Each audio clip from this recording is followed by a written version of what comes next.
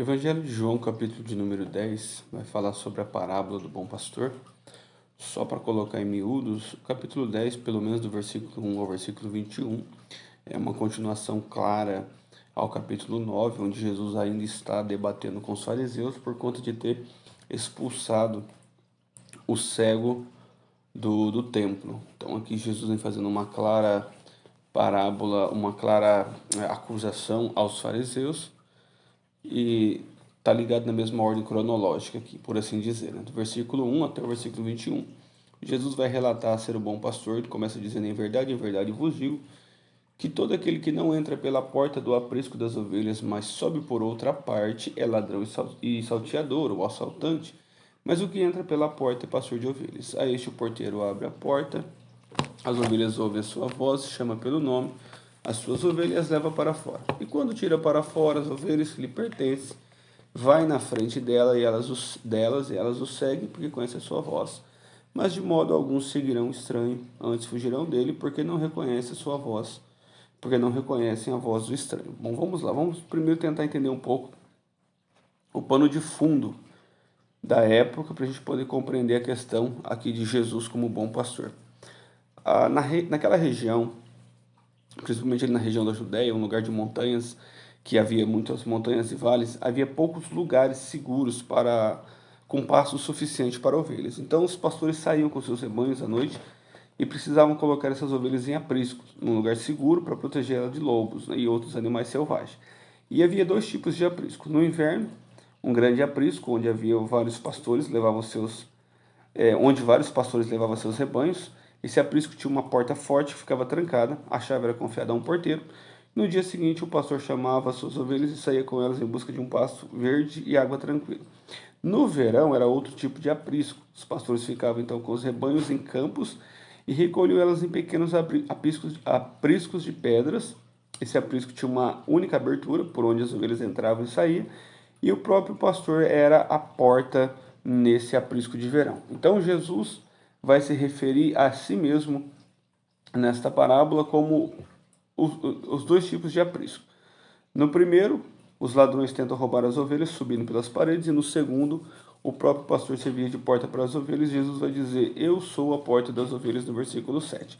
Então Jesus se coloca nessa questão e explica nessa parábola a diferença gritante entre o ladrão e o pastor das ovelhas. O ladrão não entra pela porta do aprisco, ele não é legítimo, ele não tem interesse em cuidar das ovelhas, antes só tem interesse em roubá-las. Ele não tem interesse em servir as ovelhas, mas ser servido por elas. Esse é o papel do ladrão nessa parábola. Já o pastor, ele é conhecido por algumas marcas, e dentre essas marcas, uma é aquela que o porteiro lhe abre a porta, porque ele tem as credenciais de pastor, é o dono das ovelhas. Outra é que as ovelhas conhecem a sua voz, e elas distinguem a voz do seu pastor da voz do estranho, porque o pastor ele tem cheiro de ovelha, ele ama a ovelha e ele tem intimidade com as suas ovelhas. O pastor também conhece cada uma das suas ovelhas no particular e as chama pelo nome. Então ele tem um relacionamento pessoal com elas, ele conduz as ovelhas para fora do aprisco, levando para campos verdes e para águas tranquilas, e ele guia as suas ovelhas por um bom caminho. Esse pode-se dizer é o papel do pastor. E outro detalhe é que Jesus vai falar assim que ele vai adiante delas, no versículo 4. Então ele não coloca elas numa situação de perigo, do qual ele de fato não conhece. Então, um bom pastor, ele conhece o caminho, ele trilha primeiro o caminho, por qual depois ele vai mandar que as suas ovelhas o seguem. E Jesus assim cumpre todos esses requisitos de um bom pastor, porque ele é aquele que cuida das suas ovelhas de uma maneira especial. E essa é a grande questão. Só que Jesus, propondo essa parábola, no versículo 6, vai dizer que eles não entenderam o que ele estava dizendo. Então Jesus vai falar de maneira mais clara: eu sou a porta das ovelhas, no versículo 7. Vai dizer que todos aqueles que vieram antes dele eram ladrões e salteadores, mas que agora ele sim é o verdadeiro pastor, e por isso as ovelhas não ouviram esses ladrões. Ele vai dizer: eu sou a porta, eu sou a segurança das ovelhas. Ele vai dizer: todo aquele que entrar por mim entrará, sairá e achará pastagem. E Jesus vai nos ensinando aqui no versículo 9, que nele há liberdade. A gente entra e sai, mas a gente sai transformado, sai com a vida mudada. A gente entra uma pessoa ruim, uma pessoa vil e uma pessoa pecadora e sai dali, no modo de falar, a grosso modo, sai daquela porta uma pessoa santificada, transformada e justificada em Cristo Jesus e que agora tem abundância no seu caminho. E aí no versículo 11 ele vai dizer de forma bem clara: eu sou o bom pastor e o bom pastor dá vida pelas suas ovelhas. Isso é interessante porque, primeiro, que a ovelha é um animal inseguro, é um animal míope, para quem não sabe disso, e é um animal que é incapaz de se virar sozinho. Em outras palavras, a ovelha é um animal totalmente dependente, e Jesus vai nos colocar a Bíblia no sentido geral, desde o Velho Testamento, onde Deus também é chamado de bom pastor. O Salmo 22, fazendo uma alusão clara ao Messias, vai falar que ele é o pastor de ovelhas. O Salmo 23 também vai falar essa alusão. E só pano de fundo, a ovelha é um animal totalmente dependente. É nisso que Jesus nos coloca, nessa comparação que ele faz conosco. Então, cristão que é orgulhoso, que é cheio de si, que acha que não depende de ninguém para nada, é um cristão que ainda não é uma ovelha. No mínimo, no máximo, ele é um bode infiltrado em nosso meio, porque o cristão verdadeiramente ele compreende que ele é totalmente dependente do nosso Senhor Jesus. Ele não tem outro caminho e Jesus vai se colocar numa qualidade de bom pastor. Ele vai dizer: eu não sou só um pastor, eu sou um bom pastor. Uma tradução mais exata aqui seria: eu sou um maravilhoso pastor, porque ele tem um caráter excelente. E é assim que Jesus vai se apresentar a nós. Aí ele vai falar no versículo 12 sobre o mercenário. O mercenário é aquele a quem não pertence as ovelhas, ele não é o pastor. Mas o mercenário aqui, ele não é o ladrão e salteador. O mercenário, ele é alguém que recebe para cuidar das ovelhas, ou seja, ele não tem um interesse diretamente pelas ovelhas, mas pelo seu salário. Isso é bom também a gente colocar em prática, porque existe hoje muitos mercenários travestidos de pastores. Eles não têm cuidado com as ovelhas. Então, quando vem chegando o mal, ele deixa as ovelhas e foge. O mercenário está preocupado com ele. Então, se você é conduzido por um pastor cuja preocupação dele é ele, a preocupação dele é somente ele não está preocupado com o povo de Deus, ele não está preocupado com as ovelhas que estarem naquele aprisco que pertence ao Senhor Jesus, ele é só um mercenário, ele não é um verdadeiro pastor, ele não está disposto a se sacrificar em nome deste rebanho, a qual ele só está ali para tirar um salário. Então o mercenário foge mesmo porque é mercenário, não tem cuidado das ovelhas, versículo 13. E Jesus vai falar: eu sou o bom pastor, eu conheço as minhas ovelhas e as minhas ovelhas me conhecem. Aqui é uma clara alusão a Romanos 8, que fala que o próprio Espírito testifica com o nosso Espírito que somos filhos de Deus. Então, nós conhecemos Jesus, nós entendemos a voz de Jesus, nós nos acalmamos com a voz de Jesus. E melhor do que isso, Jesus nos conhece, Jesus conhece cada um.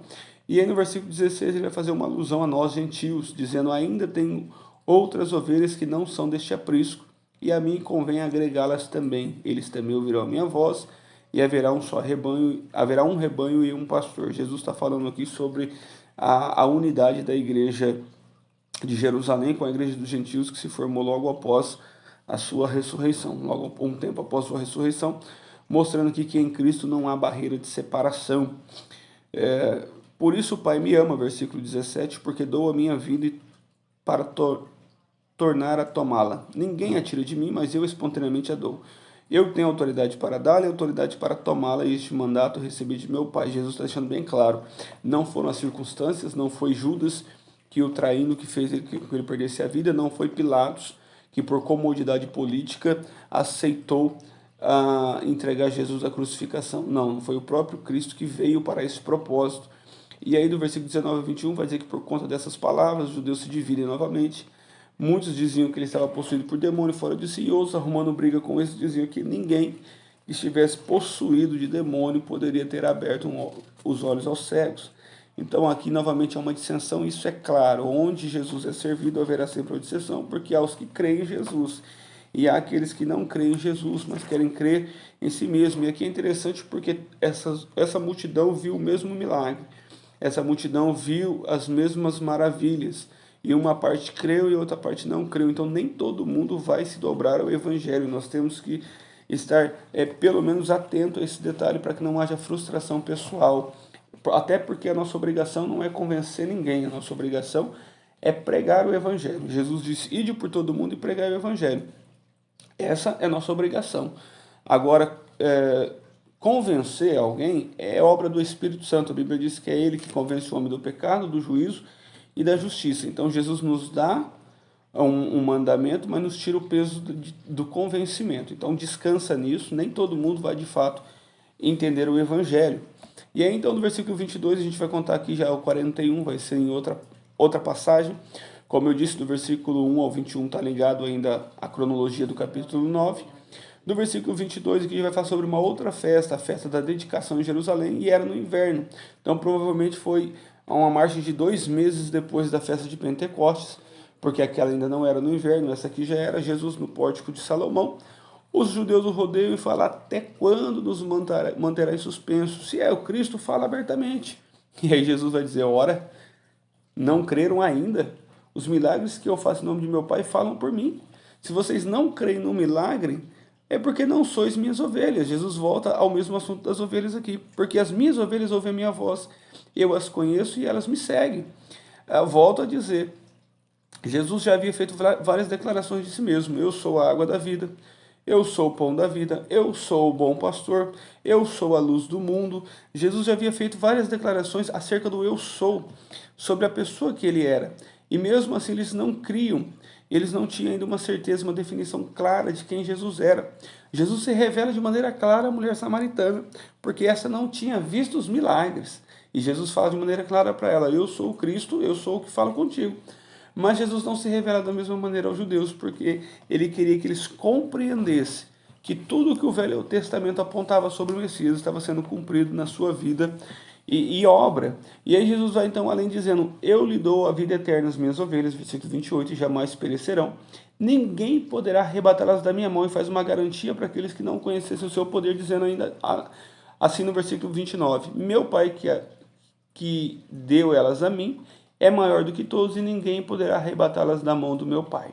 Jesus está dando uma garantia da vida eterna àqueles que o servem. Veja bem, Jesus está garantindo a vida eterna e não garantindo que não haverá sofrimento no caminho. Jesus não está garantindo que não haverá tribulação. Jesus não está garantindo que não haverá tempestade. Ele está garantindo a vida eterna para aqueles que creem nele e perseveram em estar com ele, porque Jesus fala em Mateus: aquele que perseverar até o fim será salvo. Mas Jesus está garantindo: persevera em mim, descansa em mim, porque ninguém vai poder os arrebatá-los da mão do meu Pai. Então o inimigo pode rugir em nosso redor, mas ele não pode nos tocar, porque nós somos guardados por Deus. E aí Jesus vai fazer uma declaração pessoal sobre a sua divindade. Versículo 30 ele vai dizer: eu e o Pai somos um. Quando Jesus faz essa declaração acerca da sua divindade, os judeus então pegam novamente em pedra para apedrejá-lo, porque já tinham tentado apedrejar ele uma vez. Jesus, quando ele está dizendo eu e o Pai somos um, os judeus pegam em pedra e diz: por que vocês querem me apedrejar fazendo tantos milagres? E eles dizem: não é por causa dos milagres, mas por causa da blasfêmia, porque mero homem tu és, te fazes Deus a ti mesmo. Jesus se coloca em pé de igualdade com Deus. Quando ele vai dizer eu e o Pai somos um, ele não está dizendo que nós somos uma só pessoa. Ele está dizendo que eles têm a mesma essência. Jesus é o verbo eterno, como diz no prólogo joanino, no capítulo 1, do versículo 1 ao 3 do evangelho que nós estamos estudando, o evangelho de João.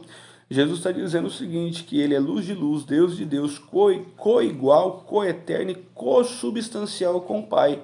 É luz da luz, é essência da essência, é Deus de Deus. É isso que ele está dizendo. Embora nós não somos uma pessoa, nós somos uma só substância. Essa é a verdade sobre a segunda pessoa da triunidade divina. Então Jesus se coloca aqui em pé de igualdade com Deus. E aí, quando eles vão dizer que é por conta do que ele faz a si mesmo Deus, Jesus vai então usar as escrituras, do 34 ao 36, ele vai dizer: ora, mas não está escrito na vossa lei, eu disse sois deuses? Se ele chamou deuses aquele a quem a palavra de Deus foi dirigida, e a escritura não pode ser anulada, o que dizer daquele a quem o Pai santificou e enviou ao mundo? Então, por que me acusar de blasfêmia? Porque eu disse sois filhos de Deus? O que Jesus está dizendo aqui? Primeiro, é uma alusão clara ao Salmo 82, versículo 6, que vai falar sobre vós sois deuses.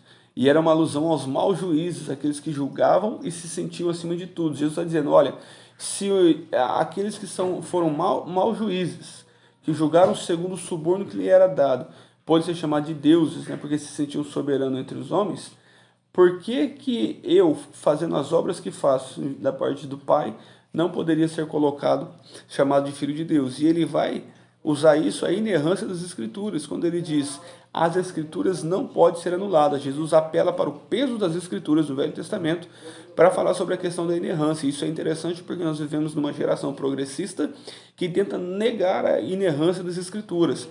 A Escritura, só a título de conhecimento, aparentemente, a grosso modo, tem alguns contradições, mas uma vez que são estudadas de maneira minuciosa, a gente vai ver que não são contradições, mas dificuldade de interpretação nossa, por questão cultural, questão de tempo e época, mas que tudo se acerta, uma vez que a própria Escritura interpreta as Escrituras. Vamos lá. Continuando no versículo 37, ele vai dizer: mas se não faço as obras de meu Pai, por que não creio? Se eu não faço as obras do meu Pai, por que acrediteis em mim? Mas se faço, por que não creio? Crê nas obras, pelo menos, para que possa saber e compreender que o Pai está em mim e eu nele. E aí, do versículo 39 ao 42, para encerrar, vai dizer que, de novo, quando eles tentaram prendê-lo, Jesus escapa da mão deles e retira para além do Jordão, para o lugar onde João anteriormente havia batizado.